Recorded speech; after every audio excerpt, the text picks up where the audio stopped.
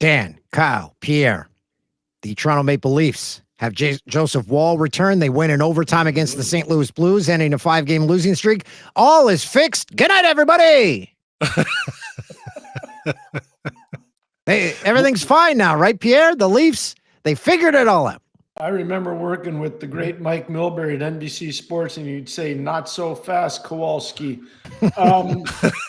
Yeah, no, I don't think everything's fixed. Kyle and I did, I think, a really fun show last night after the game, Dan. And one of the things that we both talked about was the Leafs worked hard. The Leafs played with pride. The Leafs coaching staff made some good adjustments, but the Leafs still don't move the puck very easily out of their own zone into the transition game. And that's something that's got to be fixed. And the other thing is the power play is just aimless right now. They got to fix the power play. Well, Pierre, let's revisit part of the conversation from last night, maybe elaborate on it a bit, because Dan started talking about Joseph Wall, and he has brought a bit of a spark to the team. He's been very good between the pipes for 2 straight games now, and it's something that's sorely lacked with this team, and I guess it's fair to say that change may start from the crease on out. I love that because it's true. So now the players are playing a little bit more loose. They're starting to be more physical, which is a good thing, not a bad thing. They're starting to be more aggressive on the forecheck. They still need to manage the puck better, but I think the goaltender, it all starts with the goaltender, and then you can start to improve the other stuff. You need to get some saves, to your point. Pierre, if the Leafs are playing in any other market outside of Canada, does anyone even see a problem? Oh, yeah. If these guys were the New York Rangers or if these guys were playing in Boston. I'm saying in a medium market because everything is amplified in New York, in Toronto, in Montreal. Yeah. No, that's fair. I think if you put them, let's just say in Dallas, I'd say no, it would not be an issue. I think your point's well taken, Dan. But the truth is that there's been a level of expectation. They've won the Stanley Cup in Dallas since 1967. The Leafs haven't even been to the finals since 1967. Like, think about it. Tampa Bay has won 3 Stanley Cups. The Florida Panthers have won 2 Stanley Cups. The LA Kings have won 2 Stanley Cups. Anaheim's won a Stanley Cup. Vegas has won a Stanley Cup. The Leafs haven't been to the finals since 1967. Like, this is a problem in this market. It is. It's a realistic problem. Well, they also haven't lost a final since 1967. So, I mean, we're trying to look on the positive side. Yeah, that's right. This is true. I like this. They're 1 for 1 since 1967. That's 1,000 batting average. Pierre, a point you've been making a lot lately, and I kind of want to pick your brain on a little bit. You know, we watched last night's game very closely. We talked about it afterwards. They so clearly need that puck-moving defenseman you just talked about. But is there any chance they can acquire one? Do they have the assets to get it? Who's available? Is any hope there? I do think they can get it. And here are the teams that I would target. I'd be targeting St. Louis because I think now they know they got to be sellers. I'd target Nashville. I think they know they need to be sellers. I'd target Calgary. They know they need to be sellers.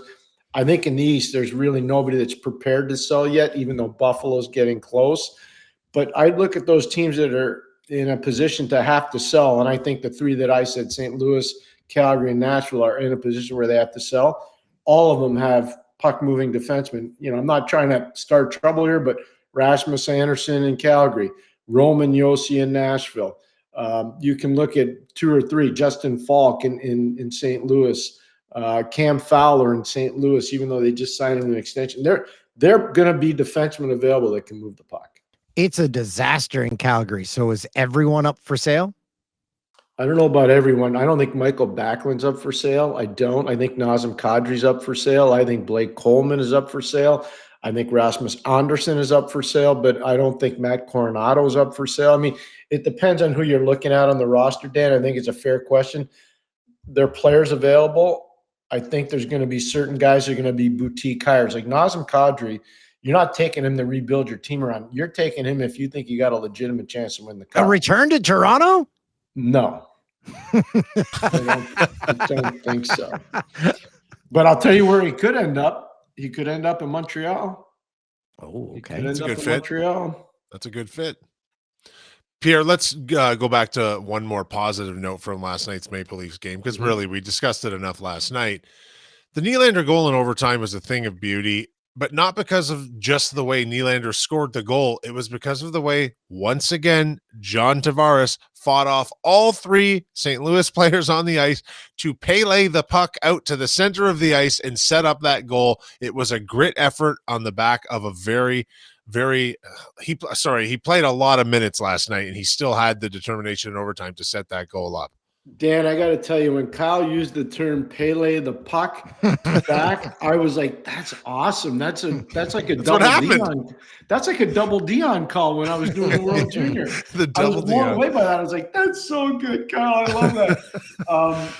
Yeah, no, Johnny T played great last night, and you know what? Really, Kyle and Dan, I thought the telltale sign that the coaching staff recognized that is when they kept putting him out for all those big faceoffs late in the game. And they just kept throwing them over the boards, kept throwing them. That's a sign of respect. They know there's not a lot of wiggle room. And even faceoffs are so critical for this team right now because there isn't that wiggle room. So I was really impressed by the way Berube and his staff managed the game last night.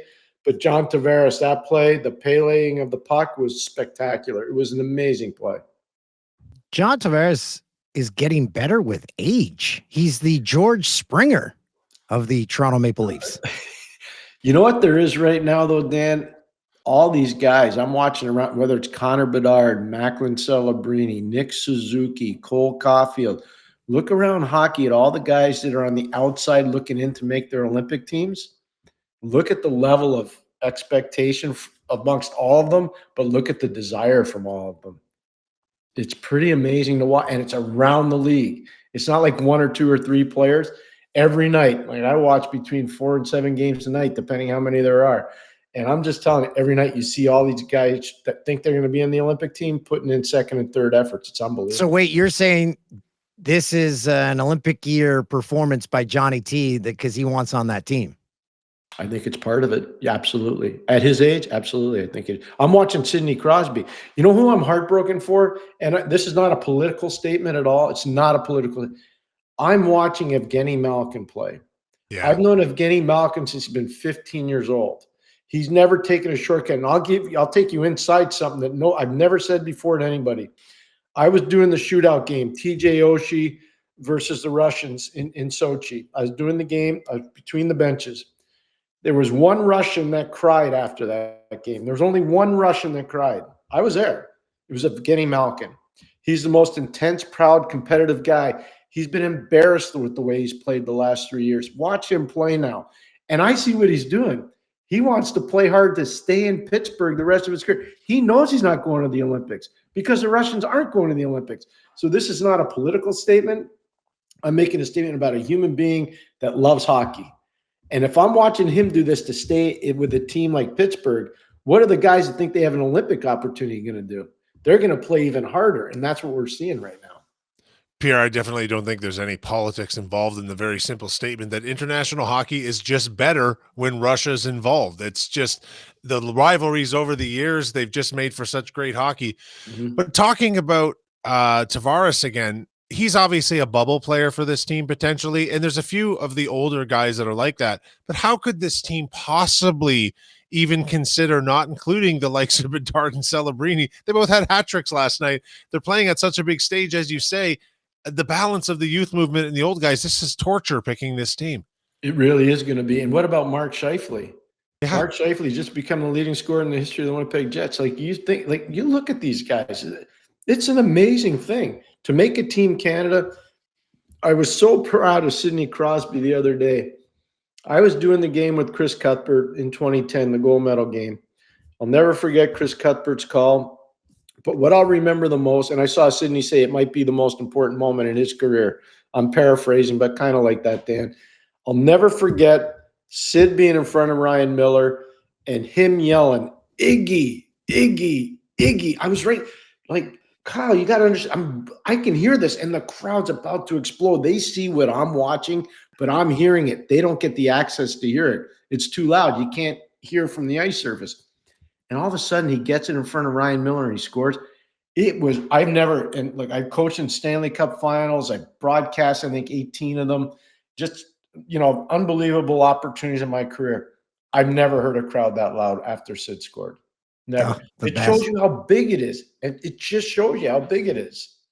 Some Sidney Crosby talking to our good friend Ariel Hawani, and Sidney Crosby might be well, I guess everyone on that team remembers, but when the USA scored late, he said, "I still think about how they scored late." And I'm like, Sidney, we forgot all about that. Like, you scored the winning goal. Why you still thinking about that? You know what's really cool about what you just said, Dan? Because there's a rhyme and reason to what you said. The next day, I was at the airport with Ronnie Wilson, who was the head coach of Team USA. And I said, Ronnie, I want to congratulate you. You did an amazing job with your group. I said, when did you think it was going to be a problem for you? He said, when we were in the dressing room after we scored late to tie, I could tell that our guys had expended everything they had in the gas tank, mentally and physically. And he told his assistants, one of them being John Tortorella, he said, Torch, if we don't score within the first 2 or 3 shifts, we're going to get torched. We're not going to win. He told me that at the airport, and Ronnie was not shy to voice his opinion ever. I thought that was so fascinating based on the comment that you just made about what Sid said. He remembers this goal that scored to tie it up. Ronnie remembers if we don't score in the first 2 or 3 shifts, we're done. So if you look at the goal scoring list, the points list in the NHL right now, it's absolutely dotted with Canadians outside of the situation in net in this country. Because as you guys mentioned before, the pipeline of French Canadian goalies has been effectively shut down. Is this nation entering another golden era of talent on the ice? It is, but here's the one problem. So are the Americans. Now they're a little bit nicked up because of injury, but those should be the 2 superpowers for a while. The Swedes will always be present. The Finns will always be present. We don't know, obviously, because of the Russian stuff politically and worldwide, when they get to return to the world stage. But Canada and the U.S. should be setting up for a long time with some pretty good runs. And I know the players probably from the age of 12 to whenever their careers are over. And it's really Canada's got an embarrassing array of riches, and so do the Americans. And what's really going to speed the pace up to their domination even more, the CHL agreement with the NCAA, where major junior players can now play major junior till they're 20 and then potentially go play in the United States in these Division I colleges. That's just going to improve the development of everybody. And we're going to have NHL expansion with at least 2 teams, if not 4. And that just makes everything explode even more. So, yeah, no, Canada's going to be in a good spot, and so is the Americans. So are the Americans. Pierre, I have 6 locks for Team Canada. Tell me if you agree, and if you do, if you can add anyone else to the list. Okay. Crosby, McDavid, McKinnon, Makar, Braden Point, and Sam Reinhart. Agree. I would add another lock. I think Scheifele's a lock. I would be absolutely shocked if based on what I see him do with Kyle Connor game in and game. And I know, and this is not a knock on Winnipeg. I know Winnipeg's not must-watch TV. I get it. I get it. I totally get it. They're a really good team, and he is the guy that makes everything happen there. He's a really special player. I would put him as a lock. I would. That's 7 locks. 7 locks. 7 locks. Pierre, I'm going to stick for a moment with my ongoing campaign for a youth movement on this team. Yep. Just thinking from a management and a Hockey Canada point of view, thinking down the road, not just 2026, 2030, 2034, do they not have a responsibility to expose some of these youthful guys to this level of play, the highest level of play that hockey can experience early on now to secure the future of this team? Because while this may be the last chance for the Crosbys and the Tavareses of the world, we have to transition into the 2030, 2034 teams and give these guys some experience. You are so spot on, Kyle. I'm just going to give you a personal opinion on this. I was at the 06 training camp in Kelowna, BC, and there was a guy that was dominating that camp, and he's a really young player. His name's Sidney Crosby. He got left off the sheet because they wanted to bring all older guys. And Hockey Canada never forgot, because when they went to Torino, again, I worked the men's and the women's tournament for 2 networks there, TSN and NBC. So I was watching games all the time. Canada got embarrassed there. They did. Canada got embarrassed there. On the men's side, the women held serve and they won, which was great. And Canada never made the same mistake again. The addition of Drew Doughty in 2010, most people did not have him on the team. Drew Doughty was a critical component to the 2010 team in Vancouver. There's an iconic shot. I'll never forget it. I was doing the game for NBC, and I said to my producer at the time, Matt Martin, I said, Matt, Drew Doughty in a TV timeout is singing to the public address song that's being played right now on the bench. Get a shot of him. It shows how calm, cool, and collected he is.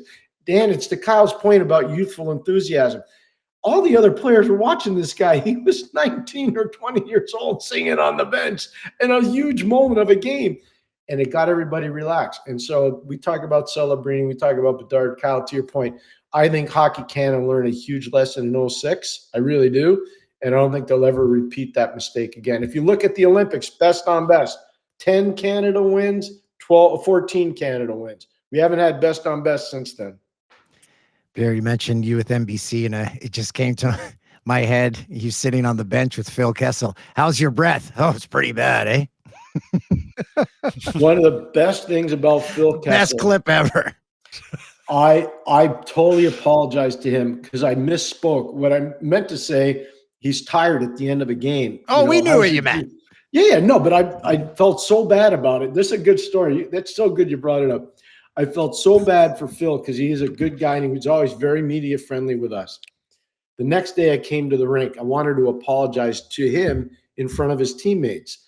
So I came to the rink and I knock on the door of the dressing room. It's early and the coach says, yeah, sure, for sure. Go in, go in. So I go in and the guys are in there, and in Phil's stall, there were reams of gum. And it's because the guys were playing with him. And I just came in and right in front of all the teammates said, Phil, I am so sorry to have you have to go through this. It's totally on me. It's my fault. And I just want to apologize to you. I felt so bad about that. I really did. He probably didn't care. I do know, talking to players after games, it's tough to encounter good breath. It's true. It's like, it's a part of the game, I think. Yeah. Well, you ready Phil's breath wasn't bad though, Dano. Phil's breath wasn't bad. I felt bad about that. I really did. You ready to play 1 degree of Pierre McGuire? Yes, sir. Okay, I'm going to go middle right.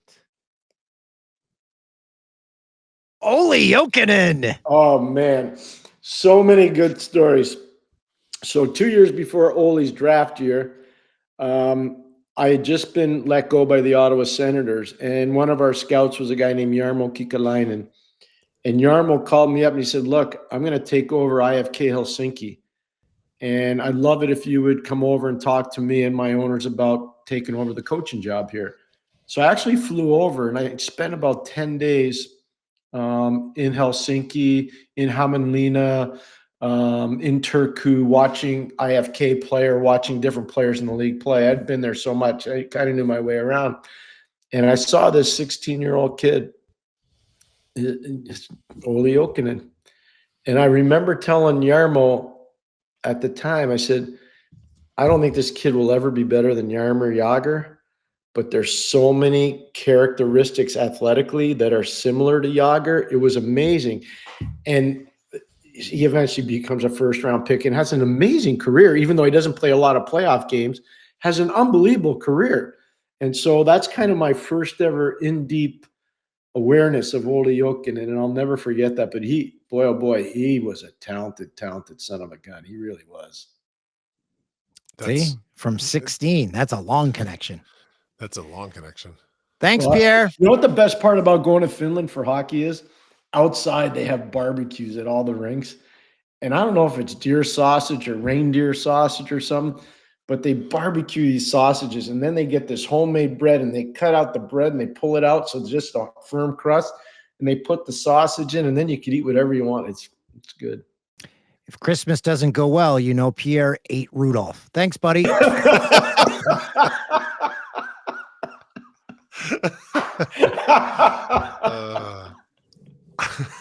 See ya. Bye. Bye, Pierre. Follow that up, Dan.